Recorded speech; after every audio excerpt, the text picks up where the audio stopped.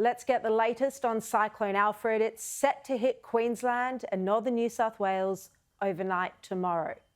Brisbane is basically in lockdown tonight. The city is boarding up. Millions have been told to stay at home. The sky looks eerie and there are already strong winds. There's a sense of fear and alarm as a major cyclone is about to hit the city. The latest forecast shows Alfred making landfall around 2 a.m. on Friday morning.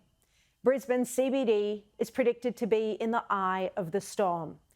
There are warnings of high winds of up to 150 kilometres an hour and life-threatening flash flooding. There's likely to be serious property damage with 20,000 homes at risk of flooding. As you can see on screen, Brisbane City Council has put almost the entire city under the Watch and Act orange warning label. Around 74,000 sandbags have been provided, but there were long waits at the sandbag depots. Some people reportedly waited up to 7 hours. Now, Cyclone Alfred's trajectory has also changed course, and it may do so yet again. As you can see on the screen, it's now expected to hit, at first, southeast Queensland between Noosa and the border, and also northern New South Wales. The latest modelling is suggesting the system could stall on the coast, meaning that flood impacts could be even worse than currently feared.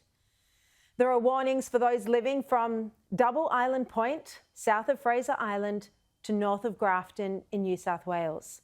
Schools across the most impacted areas will be shut both tomorrow and on Friday.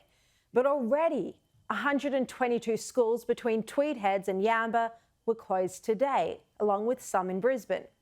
Flights into Ballina, Byron Bay, Coffs Harbour, Lord Howe Island and the Gold Coast have also been cancelled again from today.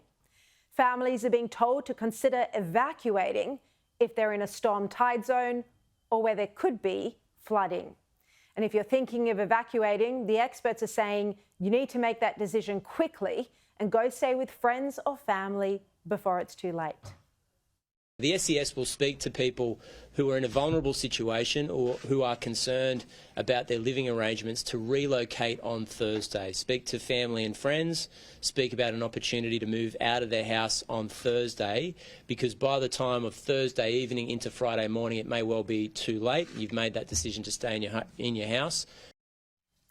So those who aren't evacuating have been told to stay indoors, stay at home.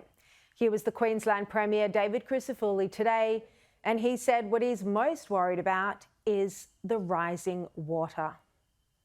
And it is important that, as you do with any flooding event, that you take the precautions for you and your family, and that involves actively knowing the things that you need to do ahead of it. But a system like this does generate significant rain, and it is important that people are ready for that third phase long after those destructive winds disappear and beyond into the weekend.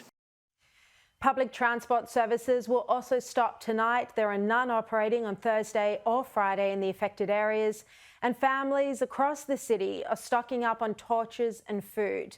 They're being warned there could be no electricity for several days. Now, these are the areas most at risk. And as you can see, the warning zone extends from Double Island Point in Queensland all the way to near Grafton in New South Wales.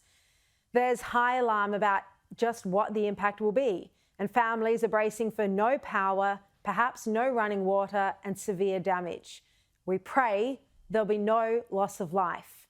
And people are preparing their homes, trying to save their homes. We just don't know how severe the flooding will be. The Australian Defence Force is ready to help. They've got rescue vessels on the Gold Coast and along the Brisbane River. Rescue vessels have been deployed to places like the Gold Coast to make sure that some of those people living in those storm tide areas, like those canals, that we have resources at places like the Gold Coast and the Redlands and beyond. At the moment, it looks like the cyclone will be a Category 2, but there's a chance it could turn into a Category 3.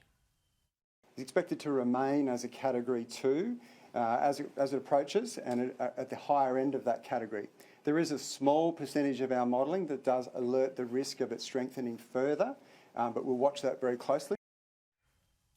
So both Peter Dutton and Albanese went to Queensland today. Dutton has been preparing his own home, also his family's, which is in the firing line of the cyclone. I think we should do whatever we can to help family and neighbours. I've got an elderly aunt who lives not too far away from us, so I'm going to do some sandbagging at her place later on today.